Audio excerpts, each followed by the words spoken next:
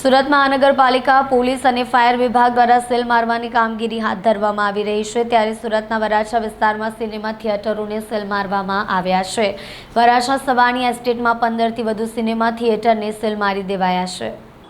25 મે 2024ના રોજ Rajkot TRP game zone અગ્નિકાંડમાં 28 લોકોના મોત બાદ ગુજરાત હાઈકોર્ટે તમામ મહાનગરપાલિકાને શહેરમાં ગેરકાયદે ચાલતા ગેમ ઝોનમાં તપાસના આદેશ આપ્યા હતા। જે બાદ ગુજરાત સરકારે રાજ્યમાં તમામ શહેરના મંદિર, મસ્જિદ, school, college, mall, theatre, food market, વસ્તી ગીચતા ધરાવતા માર્કેટ, ગેમ ઝોન સહિતના તમામ સ્થળો કે જ્યાં મોટી સંખ્યામાં પ્રજા એકઠી થાય છે તે તમામ સ્થળોની ચકાસણી કરવા માટે આદેશ આપવામાં આવ્યા છે। તમામ જિલ્લા કલેક્ટરોને તેની પાસે ફાયર એનઓસી ન હોય તેની સામે ગુનો નોંધવા આદેશ કર્યો હતો।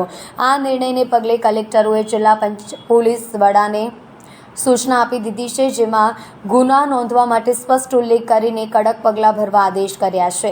ત્યારે સુરત મહાનગરપાલિકા પોલીસ અને ફાયર વિભાગ દ્વારા સીલ મારવાની કામગીરી હાથ ધરવામાં આવી રહી છે। સુરતના વરાછા વિસ્તારમાં સિનેમા થિયેટરોને સીલ મારવામાં આવ્યા છે।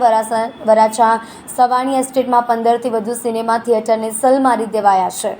ફાયર એનઓસી અને બીઓસી સર્ટિફિકેટ ન હોવાથી સીલ મારવાની કામગીરી કરવામાં આવી છે।